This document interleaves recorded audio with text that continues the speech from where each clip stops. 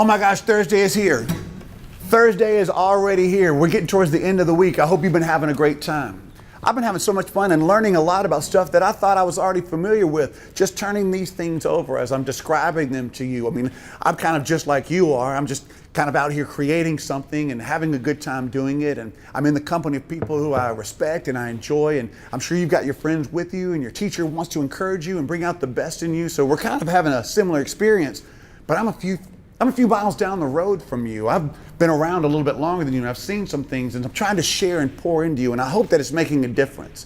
I hope that it's allowing you to see things a little differently and feel a different rhythm and tempo, and I hope that it's becoming a part of the flavor of how you're looking at this city. You know, Memphis, Tennessee goes all the way back to the 1800s. So many lives have been lived here, so many stories have been told here, and you're part of that too.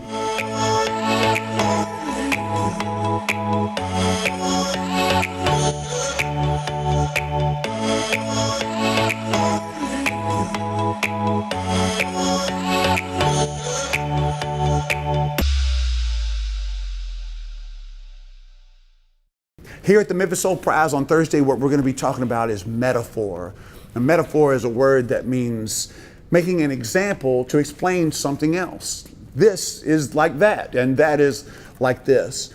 And of course, in songs and in poetry and even sometimes in art, in sculpture and painting, metaphors are used to tell a story that is bigger than the object itself. Here in Memphis, Beale Street, which goes back to 1841, it's sort of a metaphor for this country. America has this incredible history of bringing people together, people from all over the world, different walks of life, ethnicities, backgrounds, interests, and passions coming together. And next thing you know, we've got our own culture. Next thing you know, we're shaping the world. And Memphis, Tennessee has shaped so much too.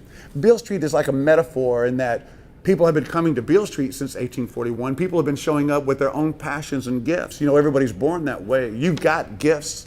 You're born that way. You're naturally good at things. You've got talents. These are things that you're interested in, and they get better as you grow. When people would bring that to Beale Street over the years, whether they were a printer and they put up a printing press, or whether they were a photographer and they were taking some great pictures, or whether they were a musician or a chef, created a culture.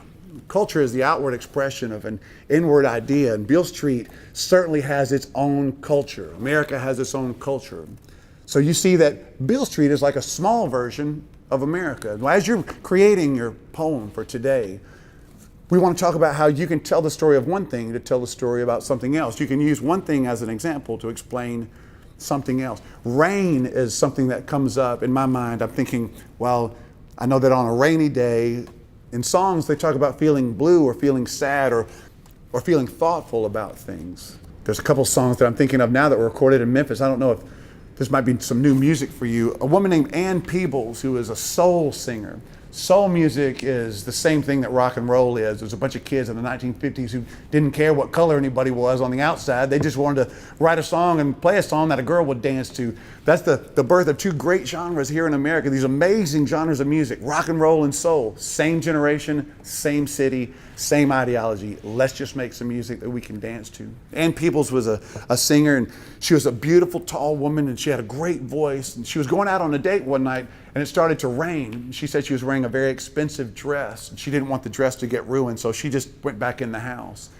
She thought maybe the storm would pass by, but it just kept on going and going. It lasted. So she sat down and grabbed a paper and pen. She was inspired. She wrote a song called "I Can't Stand the Rain."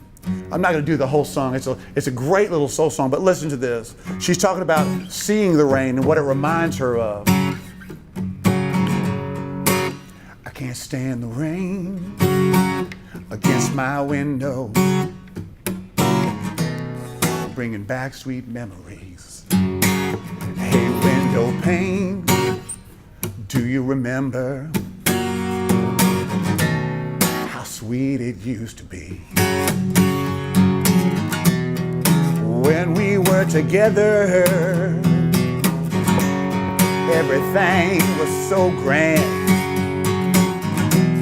but now that we're parted, well, there's one thing that I just can't stand. I can't stand the rain against my window, bringing back these memories. Hey, window pane, do you remember how sweet it used to be. How sweet it used to be. She used the rain to talk about a feeling of nostalgia or longing for someone or wanting something. Like she couldn't have the thing that she wanted. It was the rain that brought this out. She used rain as a metaphor to describe her own feelings. That song became a hit song because so many people could relate to that. That's the thing about being creative. Your own ideas and your own expression.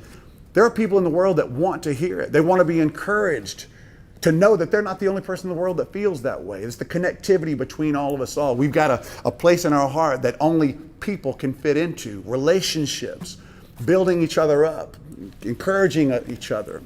That song is just a great example of that. And there's another one that I'm thinking of too, kind of from the same era. And this is a completely different style of song, a completely different style of music, but the same metaphor, rain. One of the most famous songwriters in the world, a fellow named Burt Bacharach, heard a singer here in Memphis named B.J. Thomas, and he brought a song here to record. He had an idea for a song called Raindrops Keep Falling on My Head. And he was going to talk about, being sad or being blue. And he had this idea while he was still working with a woman named Dionne Warwick. Dionne Warwick is one of the greatest singers in the history of American music. You can't even categorize her as soul or blues or funk or rock. She's just kind of her own thing. She's amazing. And they had so many great hits together, but he thought, this really isn't the song for her. He just thought he could find a better home in someone else's voice than in the voice of Dionne Warwick. So believe it or not, he called a guy named Bob Dylan who said no. Then he heard B.J. Thomas and he said, that is the voice for this song. And he came to Memphis, a studio in town called American. And there's a lot of great hits that have been coming out of American studios. And he sat in the control room with his arms crossed, listening to the band do this song. They did it 7 times. 6 times in a row, Burt Bacharach said, that's not the one. That's not the one. That's not the one. And on the 7th one, it was right. And he didn't tell anybody he thought it was right. He just got up and left, and they knew that was the take. This song was included in an American movie that featured 2 very famous actors, Robert Redford and Paul Newman. It was a movie called Butch Cassidy and the Sundance Kid. It was a hit movie. In 1969, that song won Best Original Song in a Motion Picture at the Oscar Awards. What an amazing outcome for this little song that couldn't find a home and then got tried 6 times. And I want to say this too, this is an amazing thing about mentorship and leadership. As your teacher comes around and looks at what you're creating each day, and kind of points at the things that you're doing right, and maybe points at the things that could use just a little bit of a tweak or a little bit of a change, that's not a criticism. That's actually an encouragement. I see something better in you. Let's bring that out and let's kind of put them side by side and then let you choose which one you think is best. When you're leading someone or encouraging someone, you're just calling out what's good in them. And that's what your teacher is doing, and that's what I'm trying to do too, right here with you with the Memphis Soul Prize. Listen, this song, I don't know if you've ever heard this. Listen to this style, completely different than the other one. Raindrops keep falling on my head. That doesn't mean my eyes will soon be turning red. Cry is not for me, 'cause I'm never gonna stop the rain by complaining, because I'm free. Nothing's worrying me.